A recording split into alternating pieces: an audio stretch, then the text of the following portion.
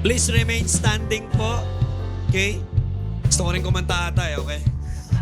Nagulat din ako kanina nung umakyat si JR Kaya akala ko makakarinig na naman ako ng wash, okay?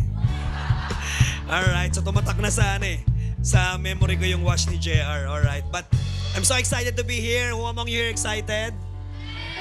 Amen. If you are excited, let's pray. Let's invite the presence of God. Lord, we thank you for this wonderful time. I know, God, that you have prepared so much, Panginoon, for everyone, Panginoon, na pumunta dito. And we do believe that your presence is already here. Bago pa kami nandito, nauna ka na. And Lord, you're about to do amazing things sa amin. Lord, I pray, God, that bawat isa po, Panginoon, today will hear you, will experience you, Panginoon, and will witness an amazing work from you, oh God. Salamat po. Lord, may you reveal your word and let your glory fill this place and fill our hearts, oh God. We love you, Lord. We honor you. Ito po aming dalangin sa pangalan ni Jesus. Everybody say, Amen. Malakas po na palakpak para sa Panginoon. Thank you, Jesus. Wow. Okay. You may now be seated. Pwede na po kayong umupo. Pero kung gusto nyo nakatayo during the whole service, wala akong problema. Walang pakialamanan. Okay, saglit lang naman ako. 30 minutes. Okay, bago mag-6, tapos na po tayo. Alright, joke lang ho. Okay? So, ayan. Okay, gagayan ko si Rev Faith sa Descent, 20 minutes lang din. Okay. Diba? Parang masaya sila. Parang, okay. Yeah. Okay. That's impossible. Okay. Diba? Okay. So, today, this afternoon, I would like to share about the Father's love. Kasi I think, diba, that is the theme, okay? Diba, pinag-uusapan natin ngayon is about, diba, kung paano hinihil ng Ama, okay, ang sugat ng maraming tao. And you know what? Okay, the greatest problem of our society right now talaga is, alam mo, okay, ang daming ama ang hindi nagpapakaama. Thank God we have the greatest Father in heaven. Amen? Okay, so we'll be talking about the Father's love, the heart of God. Okay, ang heart ni Lord, do you know that the heart of God is to love you? Okay, ang laman ng puso ng Diyos walang iba kundi ikaw. Ilan dito naniniwala na mahal siya ni Lord? Amen. Mahal ka ni Lord regardless of your past. Mahal ka ni Lord regardless of what you've done. Mahal ka ni Lord regardless of what kind of life you are having and experiencing right now. Okay? I want to tell you there's nothing that is going on in your life that can stop God from loving you. Okay? Wala Talagang yun siya. That's how God is. Yun ang Diyos natin. Kaya we're so amazed. We're so blessed. Ama, gusto ko malaman mo, okay, ang pinakamatinding truth na dapat mong hawak-hawak sa buhay mo araw-araw ay merong Diyos na nagmamahal sa'yo. Okay, before God wanted something from us, I wanna tell you, He wanted relationship with us. Okay? Bago ang anumang bagay na hinihingi, okay, hinahanap, at hinahabol at sinisik ni Lord sa'yo all ever, di ba, the first thing that God wanted from you is relationship. Amen? Ilan dito nag-e-enjoy sa relasyon na meron siya kay Lord? Amen? Diba? Parang ang hina. Ilan dito nag-enjoy sa relationship na meron siya? O diba? Mas malakas? Okay, hindi. Joke lang. Alright? The Father's love is the foundation of everything that He does. Ang pundasyon ng lahat ng bagay na ginagawa ng Diyos, walang iba kundi pag-ibig. Amen? God's love. Okay? What do you think is the greatest need of man right now? Sa gulo ng nangyayari sa society natin, okay? 'Di ba? Sa drama ng Senado, okay? Sana, I hope di na tayo sumasali. Tama?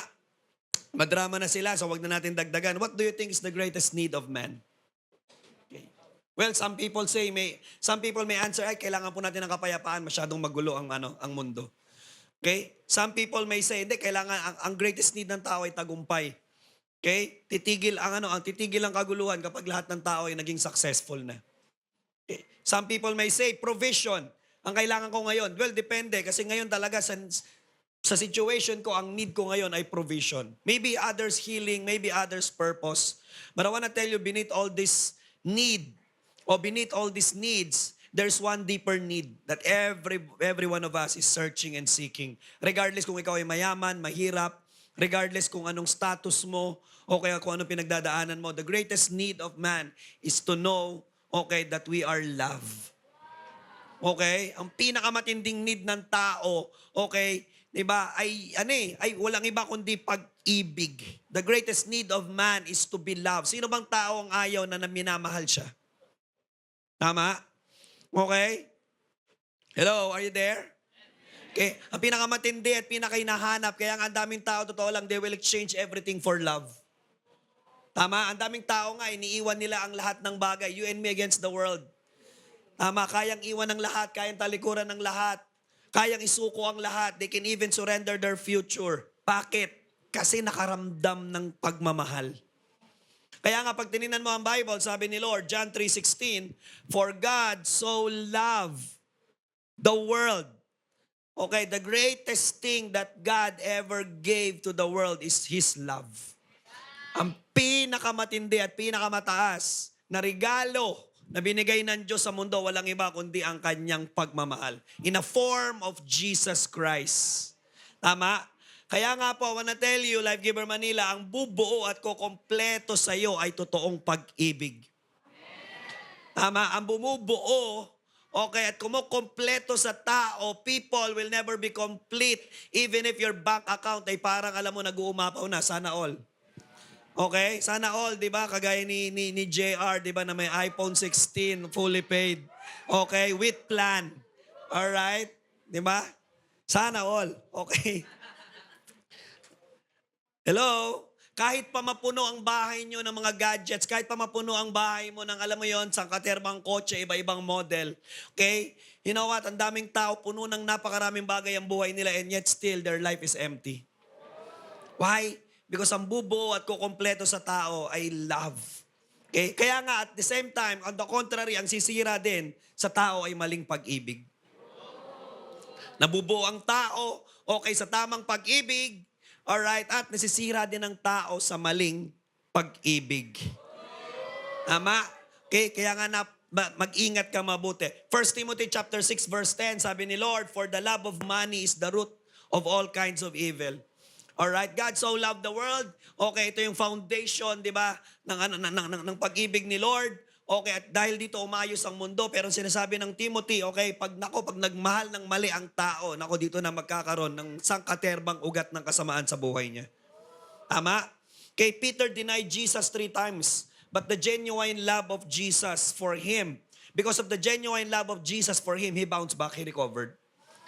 Can you imagine that? Okay? How can a person who denied Jesus 3 times still recovered? At nung naka-recover, mas matindi pa siya dati. Okay? Mas naging powerful, mas naging significant yung buhay niya. Tama? But on the contrary, Jesus also was loved. Judas rather was loved by Jesus so much. Kung paano minahal ni Jesus si Judas, si Pedro, ganun din niya minahal si Judas. Okay? Kaya lang, sadly, si Judas, because of his so much love for himself, so much love for his position, so much love for money, he rejected Christ's love. And that led to his downfall. Tama, dalawang tao, parehas minahal, okay, pero hindi nagbalik. Tama, hindi ni-receive yung love. Okay? At kaya nga may isa nakabangon, may isa, okay, nagtuloy-tuloy sa pagkabagsak. Kapag tama ang pag-ibig na tumama at nag-drive ng puso mo, mababago ka. Mahihil ka. Who among you here has been healed by the Father's love? Amen. I was so blessed with the testimony ni JR. He was healed. Bakit? Kasi talaga grabe, genuine love. Amen? Okay, pag tamang pag-ibig ang tumama sa iyo, mahihil ka, makaka-recover ka, makakabangon ka, aayos ang buhay mo. Tama? Okay, pero kapag maling pag-ibig ang nahanap mo at nag-drive ng buhay mo, naku, kawawa ka. Delikado ka. The tragedy of humanity is not merely sin. Okay? It's separation from the Father who loved us. Diba? Okay, the tragedy of humanity, okay, is not merely sin. Ang dami naman tao nagkasala. I'm not saying, di ba, na okay lang palang magkasala. Pero sinasabi ko lang, ang sumisira talaga ng buhay ng tao ay hindi lang yung kasalanan, kundi dahil inalaw niya yung kasalanan na mahiwalay siya ng todo sa pag-ibig ng Ama. From Genesis to Revelation, isang bagay lang po, isang kwento ang paulit-ulit na tinuturo sa atin ng Bible. And what is that? There is a loving Father who is pursuing His lost children. Amen? Mula Genesis, pinapresent ni Lord, hanggang Revelation, pinapakita, okay, there's one truth, merong mapagmahal na Ama na hinahanap, hinahabol ang kanyang mga anak, and He wanted everyone to feel that they are loved. Amen? You are loved. Amen? Di ba? Napakaganda ng simbahan because the church itself is packaged and formed and molded. Di ba? Para magsabi at magbigay ng testimony, mahal kayo ng Diyos. Amen? Di ba? Pagpasok mo pa lang dito sa church, di mo na kailangan. In fact, kahit wala pang preaching, makikita mo na mahal talaga ako ni Lord. Tama? So today, we'll be talking about 3 facets of the Father's love. 3 importanteng muka, okay, ng pagmamahal ni Lord. Number 1 is the unconditional love. Wow. Okay? Do you know that God loves us? God loves you even before you love Him? Okay, mahal ka na ni Lord bago mo pa siya mahalin. In fact, baka nga meron dito, hindi pa ganun katindi yung pagmamahal mo kay Lord, pero still, mahal na mahal ka na ni Lord. Amen. Romans 5 verses 6 to 8. Sabi dito ni Pablo, you see, at just the right time, when we were still powerless, Christ died for the ungodly. Grabe po ito, nung binabasa ko yung verse, sabi ko, how come? Paano yun? Alright? Ilan dito kaya mong ilibre yun ang bully sa'yo, ang bubully sa'yo? Alam mo, grabe, I'm so blessed with your bullying, okay? Di ba? Can we go to McDo? I wanna treat you. Okay? Hello, sabi ng Bible, okay, Christ died for the ungodly. Paano yun? Tama? Sabi ng Bible, verse 7, very rarely will anyone die for a righteous person. Konting-konti, baka nga halos talagang iilan-ilan lang, endangered species yan. Okay, yung mga taong kayang mamatay para sa isang mabuting tao. Though for a good person, someone might possibly dare to die. Okay? Diba? May mga ilang tao, and even tayo, alam mo, kaya mong gumawa ng alam mo yun, sagad na expression ng pagmamahal mo sa isang taong minamahal mo ng lubusan.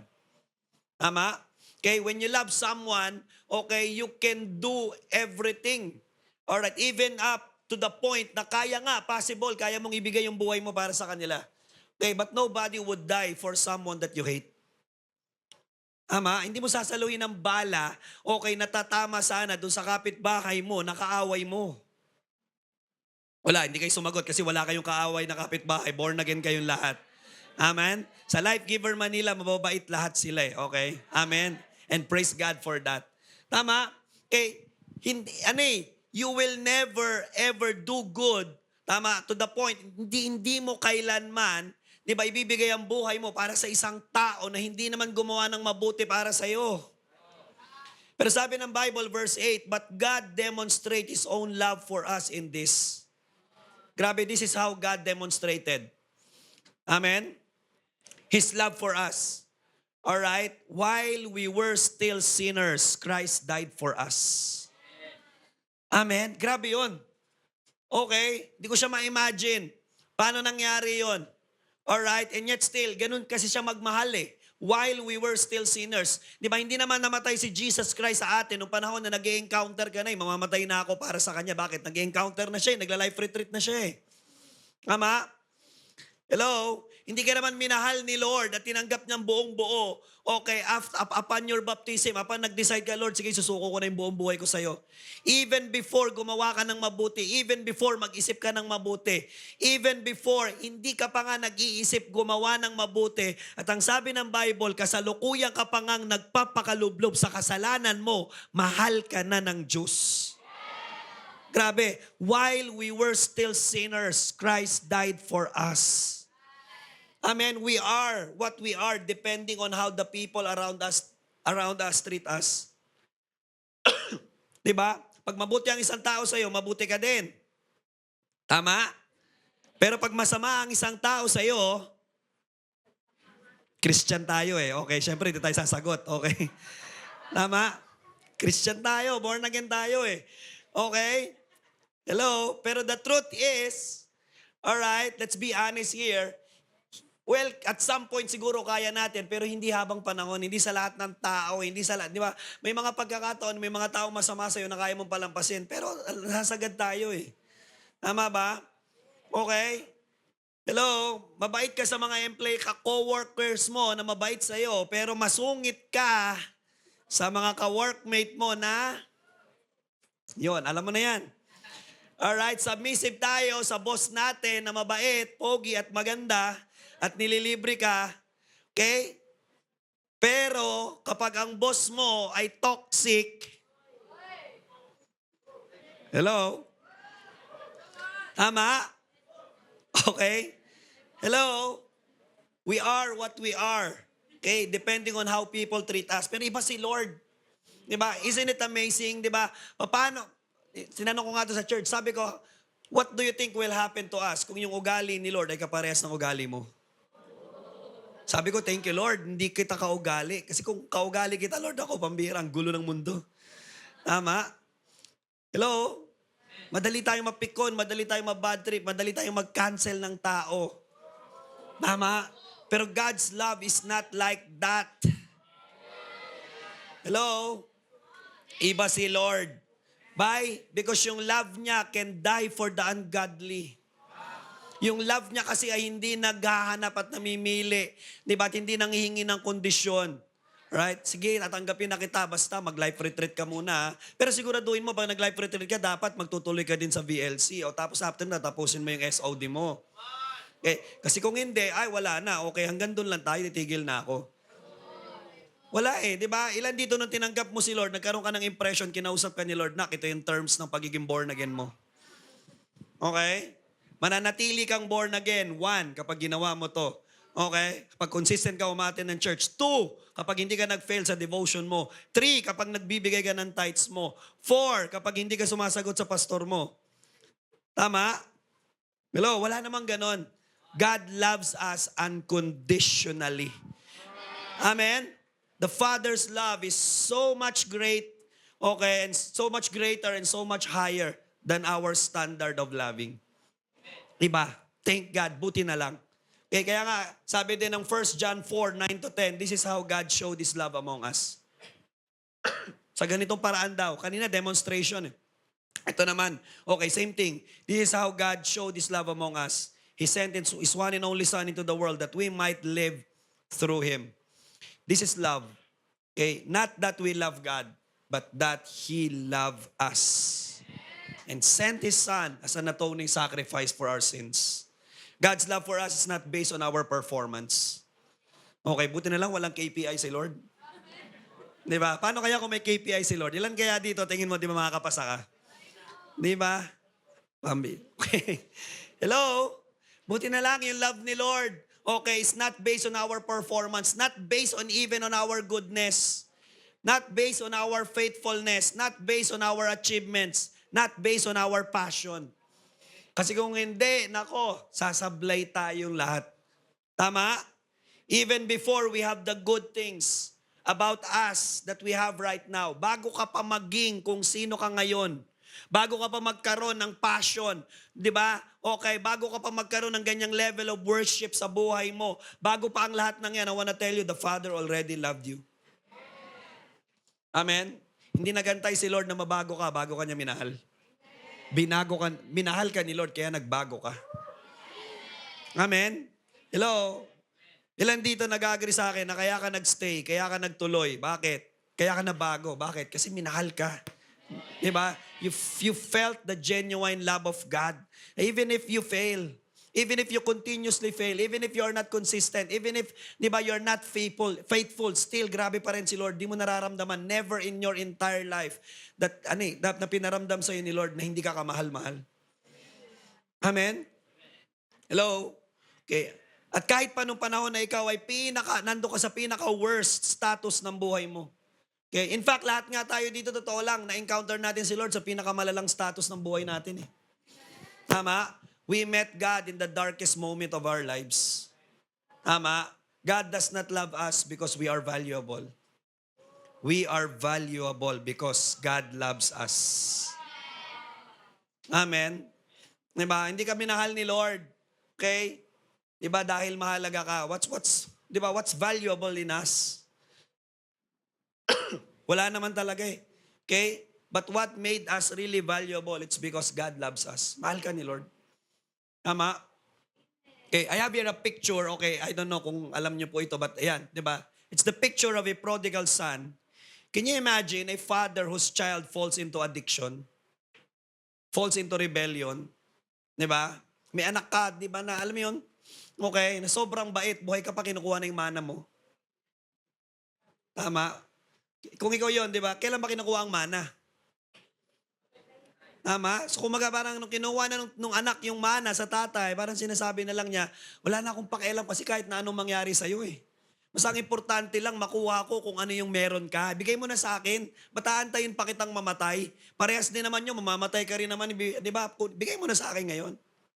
Tama? Okay, imagine, di ba? Anong mararamdaman nung ama? Okay, at imagine din kung ano naramdaman nung ama nung nalaman niya kung saan lang winaldas. Okay pa sana, kinuha na yung mana, tapos tinayo ng negosyo, naging maayos ang buhay niya. Tama?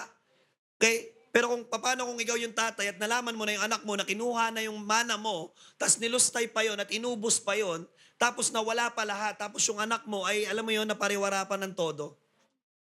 How would you feel? Okay? Ang norm nung panahon na yon, okay, excommunicado na yon, di na dapat siya tanggapin sa community.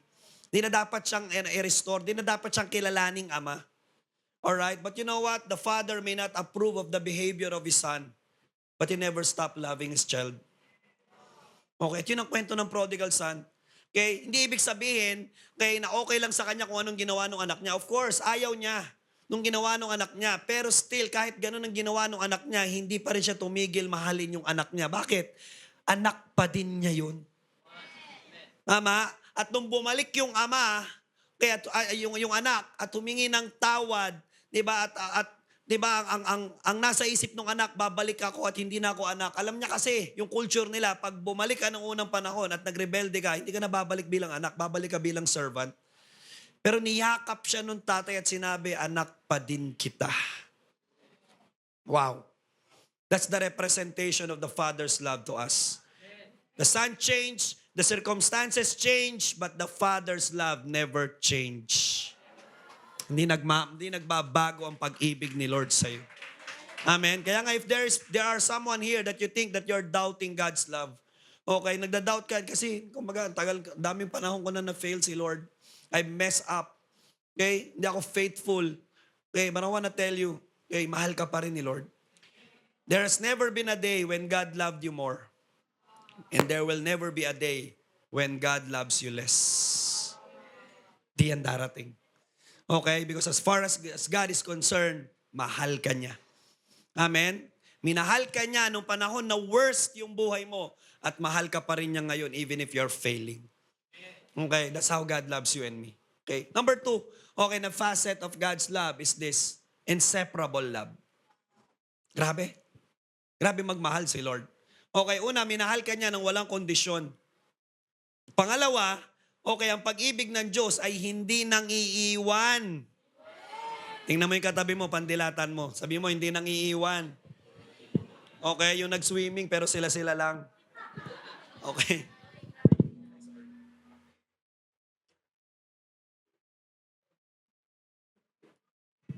Amen? Alright. Isaiah 54 verse 10, though the mountains be shaken and the hills be removed. Grabe yung mga illustration ni Lord, no? Okay. Diba? He died for the ungodly. Bang klase. Though the mountains be shaken. Okay, nakakita ka na ba ng bundok? Okay, na diba?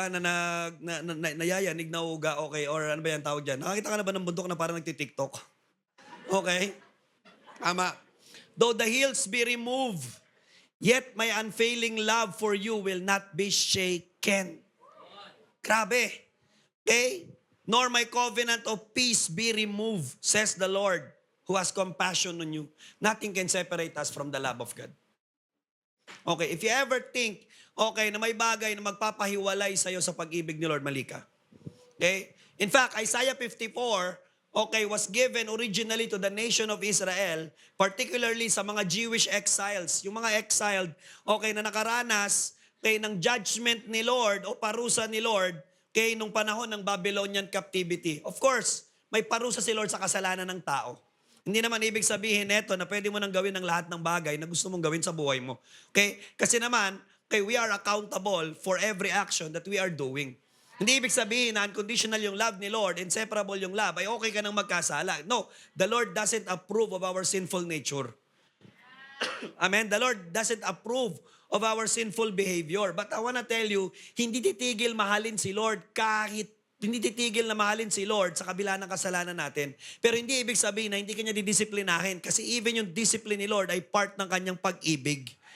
Kaya don't ever think na just because you are suffering right now because of the sin that you have committed, ay tumigil na si Lord mahalin ka. No. In fact, yung disiplina nga ni Lord sa iyo ay patunay na mahal ka pa rin niya. Amen. Grabe, di na ako mahal ni Lord kasi pinarusahan niya ako. No, mahal ka nga ni Lord kaya ka nga niya pinarurusahan. Kasi kung hindi ka niya mahal, hinahayaan ka na lang niya, di ba, doon sa buhay mo na mali. Alright, Israel had repeatedly turned away from God and worshiping idols. Sanay na po kayo sa akin sa church po, lagi akong pumipiyok, ganyan talaga kami. Okay? Alright, nag-preach po ako kayo ng umaga, dalawang fellowship, okay, kaya malat na po ako. Alright? Okay? So yung Israel ay paulit-ulit na nagkakasala sa Diyos. Kaya nga, alright, God had given them into Babylon, in the hands of Babylon for captivity. Not because God doesn't love them, but because God wanted to discipline them, correct them, in order na makabalik sila. Okay? Kaya lang ang problem, yun na nga, human nature, ang resulta nun, they felt rejected, they felt abandoned, they felt forgotten, they felt hopeless. Okay? Normal, typical na tao, kapag dinidisiplina mo, ayaw ng disiplina, ayaw ng correction, kasi nga gusto nila, love, love, love lang. Okay? Tama? But I wanna tell you, okay, love doesn't approve of wrongdoings. Genuine love is a love that corrects you when you fail, corrects you when you commit mistakes. Tama? And here in Isaiah 54, God is speaking to the nation of Israel na para siyang asawa, okay, para siyang husband sa kanyang wounded na wife na sinasabi na, wife, Han, okay, wag kang magtampo. Okay, yung discipline ko temporary lang, pero yung pagmamahal ko everlasting. Diba? Kaya nga in verses 7 to 8, Isaiah 54, sabi ni Lord, for a brief moment I abandoned you. Saglit lang, mukha lang ko kayong iniwan. Mukha ko lang kayong pinabayaan. But hindi totoo. But with deep compassion, I will bring you back. Di bali na, titiisin ko na, napabayaan ko kayong saglit in a form of discipline, okay, para makabalik kayo sa akin, kesa naman, okay, hayaan ko kayo sa pagkakasala at habang buhay na kayong mawalay sa akin. Amen? In a surge of anger, I hid my face from you for a moment. Di ba parang tatay, parang nanay, di ba na parang pag gumawa ka pag nagkasala at gumawa ka ng hindi niya gusto, di ba surge of moment, biglang aakyat yung init doon sa ulo niya, biglang sasampalin ka na lang, sasapukin ka na lang. Tama, ganun kami nung 90s eh. Alright? Pag nag-usap kayo ng nanay mo, di ba sumagot ka ng pabalang, biglang magugulat ka na lang, ang bilis ng kamay ng mga napak. May tama ka na rito eh. Okay, parang mga anime na bigla na lang, hindi mo alam kung anong tumama sa'yo eh. Okay, pero hindi ibig sabihin no, na may sudden burst of anger ay hindi ka mahal. Diba? Hello? Yun ang love language namin ng ano eh. Okay, ang demonstration ng love ng 90s in Turon. Depende sa level yan eh, okay? Walis tingting, walis tambo, kawayan. Okay, may mga binitin, may mga sinako. Alright, taas ang kamay ng mga sinako. Okay, pasalamat kayo, nagbago na kayo, okay? Tama? Okay, ano yan? Okay? So yun. Pero sabi ni Lord, okay, I had hid my face from you for a moment, but with everlasting kindness, I will have compassion on you. Alright? Hindi sinasabi ng Diyos sa kanila, inabandon na sila na ni Lord ng tuluyan. Hindi din sinasabi na talagang galit na galit ang Diyos sa kanila. He was just disciplining them. But His love towards them remains. Remains. Kaya nga if there are someone here, okay, that you felt like you're abandoned, no. You felt like you're rejected, no. Okay? Hindi totoo yan. For a brief moment, alright, this is the best time for you. Kaya hayaan mo dun sa discipline moments ni Lord sa'yo, maitama yung buhay mo. And I wanna tell you, babalik, i-restore ka ni Lord. Ama? Okay? Kaya nga, balikan natin yung verse. Sabi ni Lord, though the mountains be shaken, and the hills be removed, yet my unfailing love for you will not be shaken. Grabe si Lord. Okay? Mountain symbolizes the most stable and permanent things on earth. Diba? Yung mga bundok nagre-represent sila ng mga bagay na permanente. Pero sinasabi ni Lord, kahit pa yung mga bagay na seemingly permanent, mauga, mayanig, Mawala, sabi ni Lord, yung pagmamahal ko mananatili. The most unshakable thing in this world is God's love for you. Amen? Hindi siya mauuga ng failure mo. Hindi siya mayayanig ng kasalanan mo, ng unfaithfulness mo at kahit na ano pang bagay. Pero itatama ka. Amen? God did not promise that the mountains would never shake. Ang pangako niya, even if they are shaken, still yung pagmamahal ko mananatili. Amen? Kaya nga po, okay, the stability of our lives is not found on the mountains around us. Okay, yung stability ng buhay mo ay hindi naka-base dun sa mga tingin mong bundok sa buhay mo, di ba? Like position sa trabaho, career mo, ipon mo, savings mo, relationship mo sa tao, di ba? Yung mga bagay na inaakala mong nagsisecure o nagbibigay ng security sa'yo. No. Yung stability ng buhay natin ay hindi mahahanap sa mga seemingly mountains na meron sa buhay mo, but it is found on the love of God who stands above them. Amen? Yung foundation mo, yung security ng buhay mo ay nandun sa pag-ibig ng Diyos na mas mataas sa lahat ng bagay na tingin mo malaki sa buhay mo. Amen? Everything that seems permanent in this world can be shaken. Lahat. But the Father's love remains. Amen? In life, wala po tayong assurance, okay, na hindi tayo makakaranas ng kung ano-ano mang hirap. There will be storms, earthquakes, loss. Diba? Everything else moves. But the Father's love never. Amen? Kaya nga nung sumulat si Pablo, sabi niya, Romans 8:37-39, no, in all these things, we are more than conquerors. Through Him who loved us. Okay, dahil kay Kristo, dahil sa pagmamahal ni Lord sa atin, conqueror ka. Conqueror ka ng anumang bagay na meron ka ngayon. What you are facing right now, what you are experiencing right now, financial struggle, emotional, alam mo yon, di ba, problem, emotional na struggles, okay, psychological, social, okay, at kung ano-ano pa mga problem na pinagdadaanan mo, hurts, traumas. I wanna tell you, sabi ni Lord, dahil sa pagmamahal ko, okay, you can overcome all those things.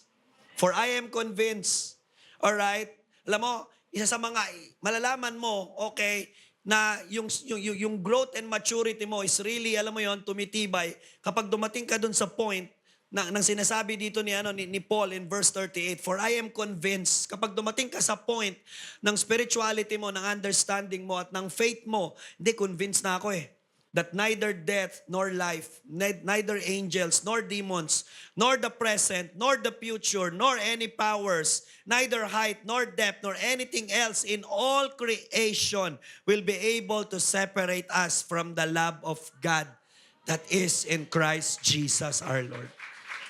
Amen? Hello?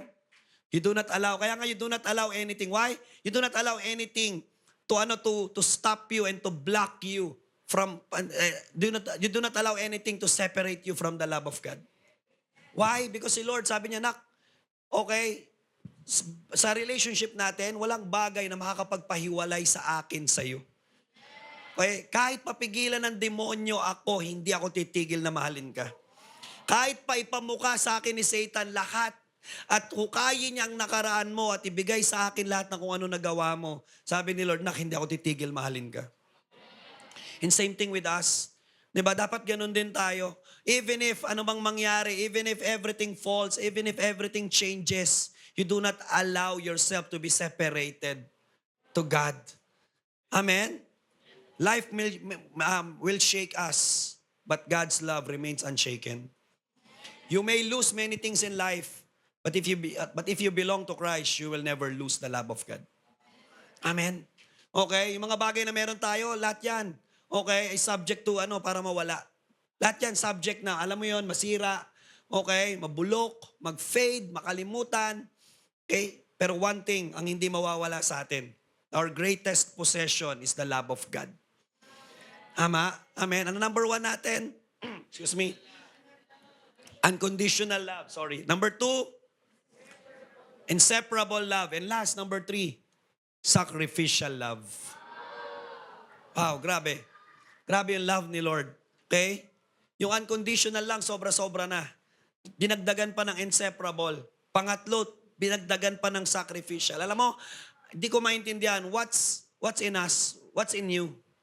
Okay? Anong meron sa atin? Bakit ganito tayo kamahal ni Lord?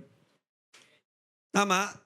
Okay, kaya alam mo, totoo lang po, okay, the moment na realize ng isang believer kung gaano siya kamahal ni Lord, wala nang bagay ang kahit na ano pang maranasan niya, okay, ang magpapalayo siya kay Lord. The moment na intindihan mo na grabe love ka ni Lord unconditionally, the moment na intindihan mo na love ka ni Lord inseparable, yung love ni Lord ay inseparable, tapos naintindihan mo na yung love ni Lord sacrificial, parang nakakahiya pa after this na makakalimutan ko si Lord. Tama? Okay, what stopped me from giving my high reverence to God? Okay? Hello? Love that gives, not partly but wholly. Amen? Hello? What God has given to you is hindi latak, hindi tira-tira. Tama? What God has given you, okay, is what He already have. Buo. Amen? Hindi ka minahal ni Lord partly. Minahal ka ni Lord wholly. Tama? For God so loved the world, John 3:16, that He gave His one and only Son. Binigay niyang anak sa atin, buo. Hindi naman niya binigay anak. Bigay ko muna sa iyo yung paa ni Jesus. Ha? Okay. Diba? Yung ano muna, yung pata muna. Okay. Ano gagawin ko dito, Lord? Crispy? Okay. Hello? Binigay niya yung anak buo eh. That whoever believes in Him shall not perish but have eternal life. Alright? John 15 verse 13. Greater love has no one than this, to lay down one's life for one's friend. Okay? Love is measured by what it is willing to sacrifice. Amen? Love is measured by what it is willing to sacrifice. At ano ang willing na i-sacrifice ang Father sa atin? Well, wala lang naman. Simple lang. Kaisa-isang anak lang naman niya. Tama? Taas po kamay ng mga may anak po dito.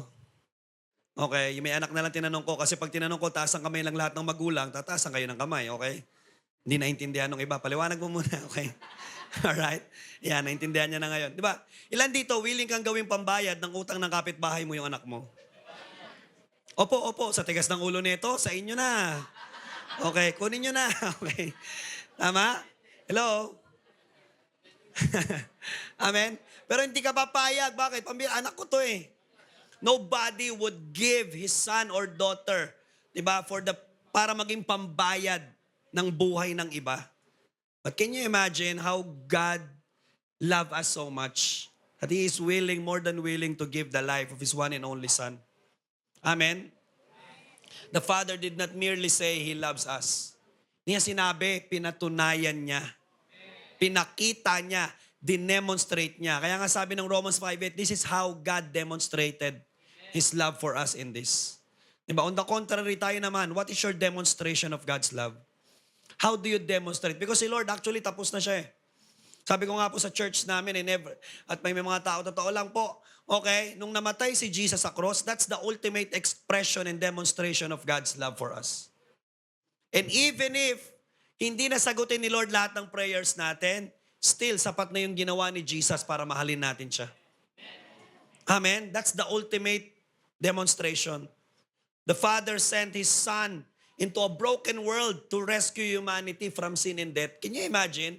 Binigay niya yung kaisa-isa niyang anak para i-rescue tayo sa kasalanan tayo naman mismo ang gumawa. Tama? Kaya nga po, the cross is God's declaration that you are worth dying for. Amen? You are worth dying for. Tama? Hello? Okay, so ang tanong ngayon, dito po ako mag-i-end. How should we respond to the Father's love? Paano tayo ngayon dapat mag-respond? Sa napakatindi, knowing that God's love is unconditional. Knowing that, di ba, God's love is inseparable. Knowing that God's love is sacrificial. How could I repay that? How should I respond to that? Okay, remember na hindi naman nangihingi ng kondisyon si Lord. Pero ako, tayo, how should we respond? Paano? Okay, number one, you need to receive His love. Tanggapin mo. Okay? Many people know about God's love.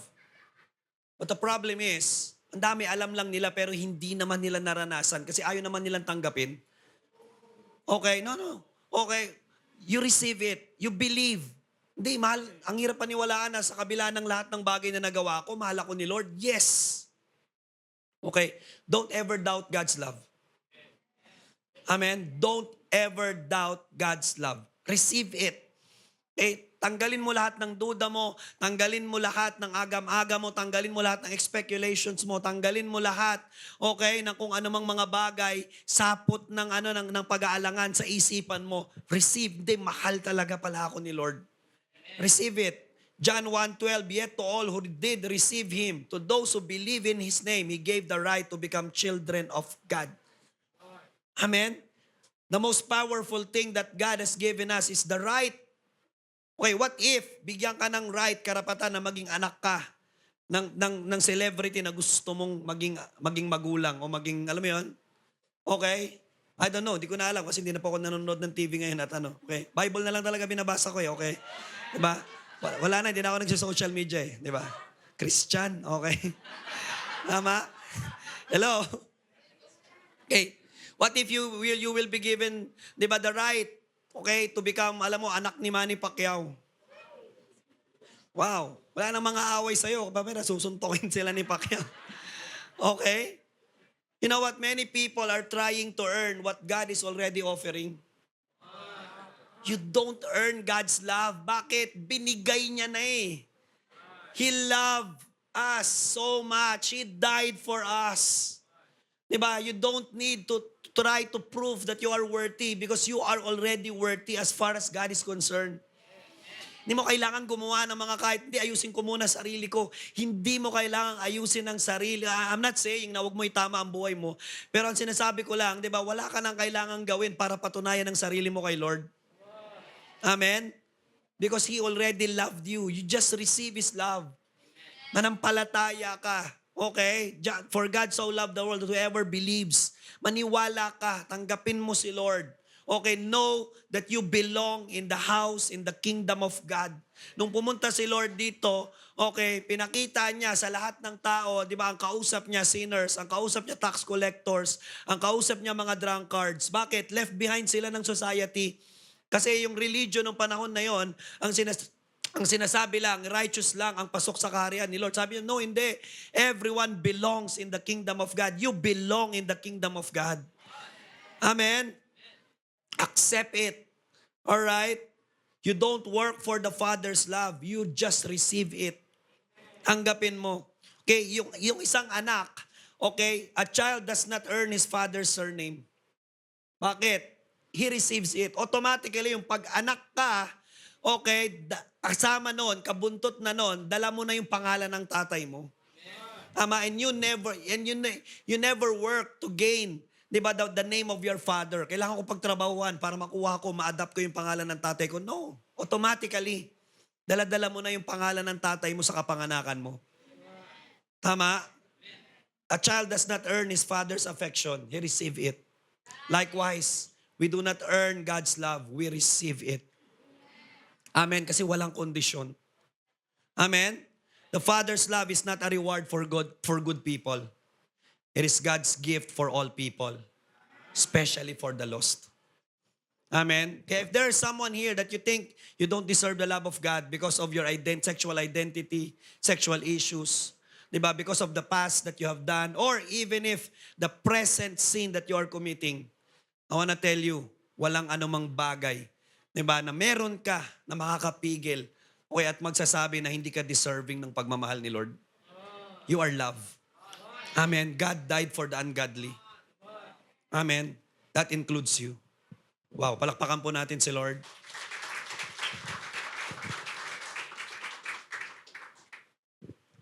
And number 2, how should we respond to the love of God? Number 2, return His love. After you have received His love, then ano kailangan mong gawin? Ibalik mo rin. Okay, yung pagmamahal.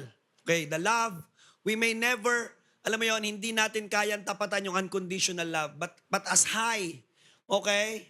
Diba? As high as you can. Okay, God demonstrated His own love for us in this. While we were sinners, Christ died for us.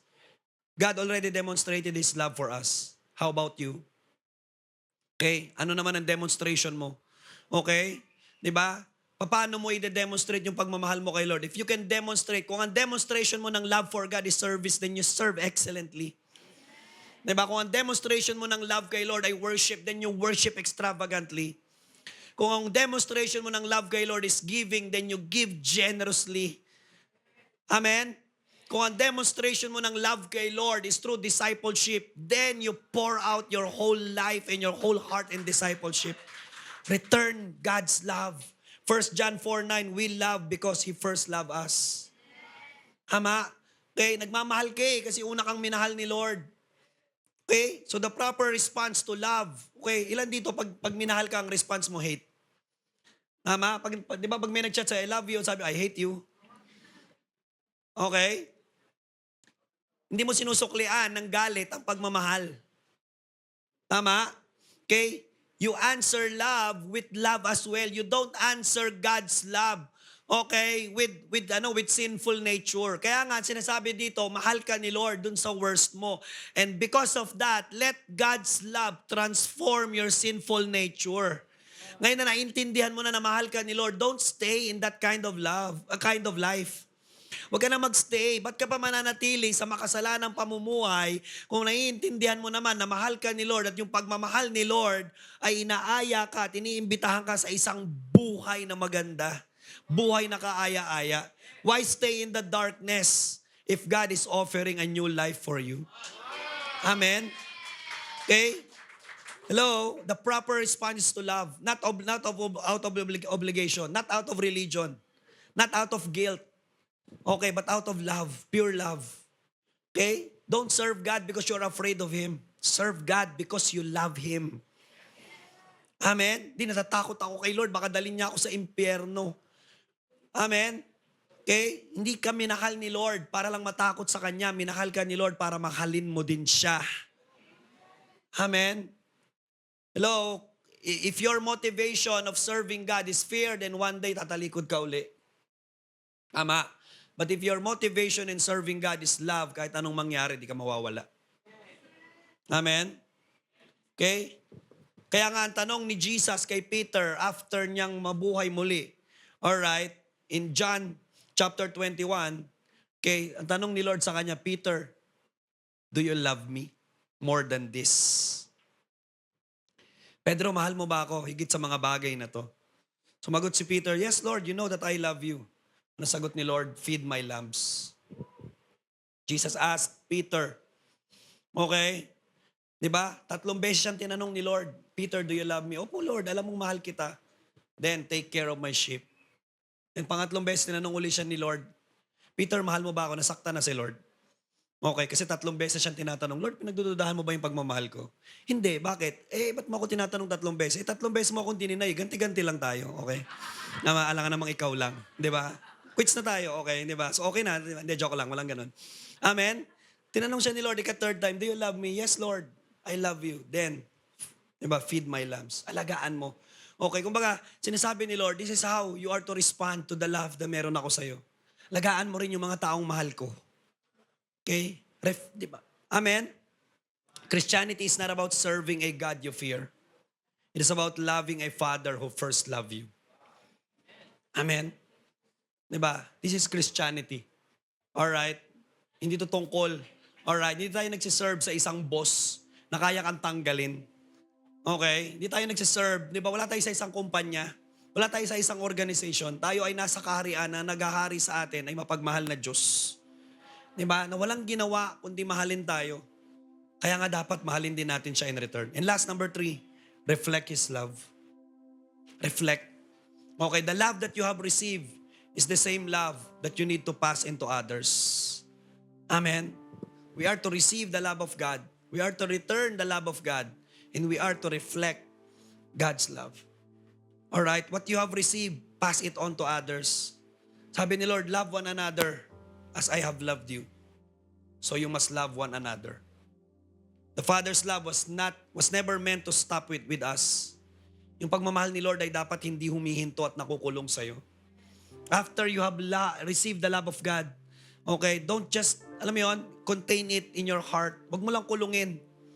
It was meant to flow through us. Dapat yung love ni Lord nagpo-flow. Bumabanda sa pamilya mo. Bumabanda sa mga kaklase mo. Bumabanda sa mga katrabaho mo. Okay? Kasi hindi naman nila ako minamahal. Establish na ni Lord yung foundation. Okay? You don't need to love me before I love you. Mahal ka ni Lord bago mo pa siya mahalin. Ganon din. Hindi ka mag-aantay na mahalin ka ng mga tao bago mo ipakilala si Lord sa kanila. You don't need, di ba, huwag ka mag-aantay na magpakita ng pagbabago muna. Hindi, ang hirap naman kausap itong mga tao ko, ng mga katrabaho ko eh. Alam mo, totoo lang, ako ay nagtatrabaho sa isang, alam mo yun, makademonyong trabaho. Alright? At puro demonyo yung mga taong nasa paligid ko. Wow, exactly. Kaya ka nga dyan nilagay ni Lord. Then you need to be the light in that place. Amen? Let's not wait for people to change before we pass on the love of God for them. Diba? Kasi nga, kailangan na nga. Yun na nga yun eh. Ang pinakakailangan nila is the love of God.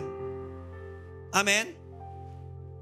If we truly experience His love, then we forgive. Reflect. Okay? Naramdaman mo yung pag-ibig ni Lord. God has forgiven you, then you forgive. Naramdaman mo yung pag-ibig ni Lord, He has shown you mercy, then show mercy. Naramdaman mo yung pag-ibig ni Lord, okay, that He was so patient with you. Okay, then be patient to others. Naramdaman mo yung love ni Lord that is so compassionate, then be compassionate to others as well. Amen? The world should experience the Father's love. Kanino manggagaling? Through you. Through us. Amen? Hello? Okay? We are to bridge God's love to other people. Dapat maitawid natin yung pagmamahal ni Lord mula sa atin papunta sa iba. Okay? We don't manufacture God's love. We reflect it. Amen? Hindi naman love mo, sarili mong love yung pinapasa mo eh. Ang pinapasa mo yung love ni Lord na na-receive mo. Okay? Kaya nga po, as I end, the greatest evidence that you have encountered the Father's love is that others begin encountering it through you. Amen? Kapag nag-uumpisa ng maramdaman ng mga tao sa paligid mo yung love ni Lord, even if parang, alam mo yun, hindi sila deserve. Even if parang feeling mo hindi sila magbabago. Even if parang hindi nila deserve. Okay? Let's begin, okay, to extend and to reflect the love of God to them. Amen? The Father loved us when we were unlovable. The Father's love stayed when everyone else left. Amen? The Father's love gave when no one else could give. His love is unconditional. Grabe yung love ni Lord. Hindi nawawala. At yung love ni Lord, sacrificial. So you know what? Ang tanong ngayon, okay, ay hindi, Lord, mahal mo ba ako? Because God already showed it. God already demonstrated it. Mahal ka ni Lord. There's no doubt about it. Okay? The cross already settled the question. The cross already settled that statement.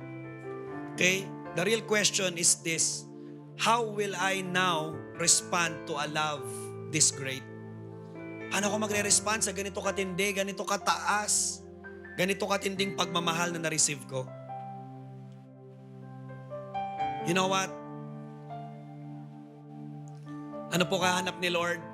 Mga tao, okay? Mga anak niya, mga disciples, mga followers niya na willing na maging extension ng pagmamahal ni Lord. Amen? Because nauna kang nakatanggap ng pagmamahal ni Lord. Alright? Can I invite everyone to stand up as we pray? You know what, church? Life Giver Manila, I want to tell you, there's a God who loves you. There's a loving Father who loves you. Can we close our eyes and let the love of God minister to you right now? I may never know every one of you, and I may never know what's going on with you. I may never know what your heart is feeling. Ano sitwasyon ng puso mo ngayon? Nasaan ka man ngayon? Some of you here, maybe you're hurting. Some of you here, maybe you are wounded. Some of you here, maybe you're struggling with something. Or maybe meron here, sobrang bigat ng dinadala mo. Pero you know what? One truth, ang sinasabi sa'yo ni Lord ngayon, nak, I love you. Mahal kita. There is a God who loves you. There is a God who will never ever leave you. Hindi porkit andyan ka ngayon sa sitwasyon mo na yan, ibig sabihin yan ay inabandona ka na ni Lord. I wanna tell you, where you are right now, available ang pag-ibig ni Lord sa'yo. Receive the love of God right now. Let the love of God heal the hurts that you have right now. Let the love of God heal the past. Heal the traumas that you have experienced. Tayaan mo na yung pag-ibig ni Lord ang bumuo sa iyo ngayon. Because the love of God completes. The love of God ay nagpupuno. Ang love of God ay bumubuo. Ang love of God ay nagbabago. Ang love of God ay naglilinis. So if there's something right now that you need to surrender, bigay mo ngayon, suko mo sa paanan ng Panginoon and receive the love of God, because all that you need is God's love. I fall in grace. I'm done with the hiding, reason to wait. My heart needs a surgeon, my soul needs a friend. So I'll run to the Father again. Oh, I'll run to the Father, fall in grace. I'm done with hiding, no reason to wait. My heart needs a search.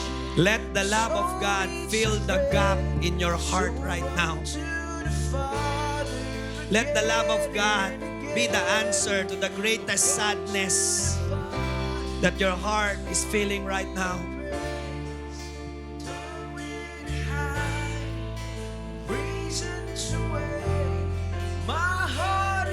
Yes, there's a God who loves you unconditionally.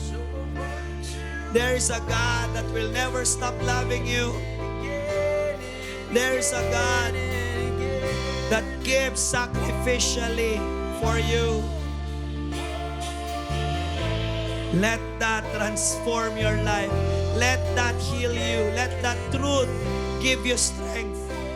Let that truth give you peace, assurance, and security. May Diyos na nagmamahal sa akin. Hindi ako mag-isa. I'm not hopeless. I'm not forgotten. I'm not rejected. I'm not abandoned. I am loved. I am valued. I am precious.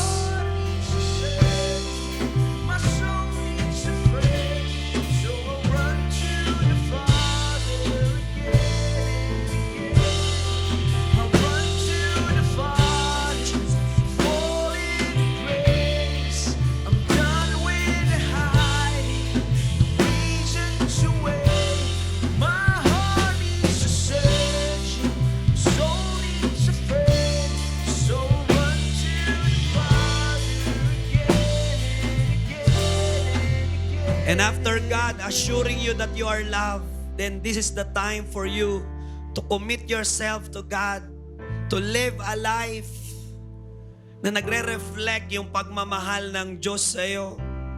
As the Lord impressed to you that you are not alone, kasabay nito, ine-impress naman ni Lord yung mga tao na nakapaligid sa iyo. They felt alone, they felt abandoned, they felt rejected, they are hurting.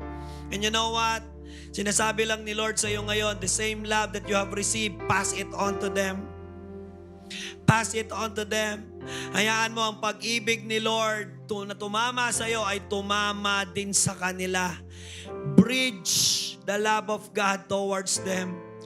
Bridge the love of God pabalik sa pamilya mo, pabalik sa katrabaho mo na hurting, pabalik sa mga kaklase mo at kaibigan mo that felt like walang nagmamahal sa kanila.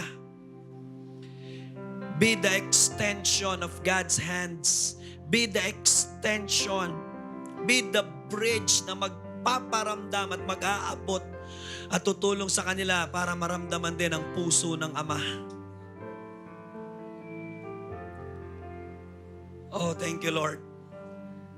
Thank you, Jesus. Lord, we thank you for the word that you have given us. Thank you for assuring us that we are loved, that we are valued, Panginoon. Thank you for loving us in our worst. Thank you for accepting us, even if, Lord God, hindi na kami katanggap-tanggap. Thank you for dying for us, ungodly, sinful, Panginoon. And yet you showed us that nothing in us could stop you from loving us, O Lord. Salamat po. Kaya in return, Panginoon, we will give you the highest reverence that we can give to you. We will serve you fully. We will worship you extravagantly. And whatever we have, Lord God, we are using it, Lord, to worship you, Panginoon. As you have loved us, we will love you.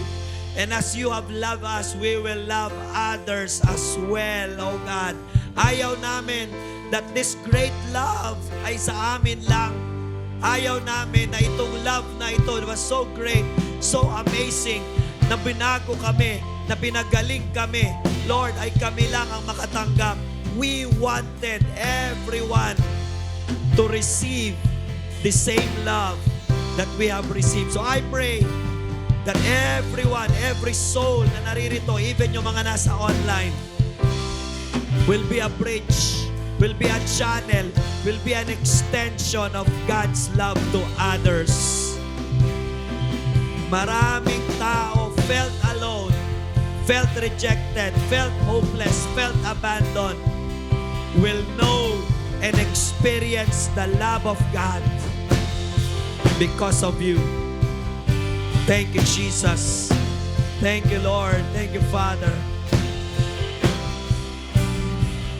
Oh, I will sing of the goodness of God. All my life you have been faithful. So all my life you have been so good. With every breath that I am able, oh, I will sing of the goodness of God. All my life you have been faithful. All my life you have been so good. With every breath that I am able, oh, I will sing Thank you, Lord. Thank you, Jesus. of the goodness of God. Lord, we thank you for a love that is unconditional. We thank you for a love, Panginoon, that is inseparable. And we thank you for a love that is sacrificial. And may that love be the foundation of our worship. May that love be the foundation of our obedience. And may that love forever ang maging inspiration namin sa lahat ng hamon na haharapin namin.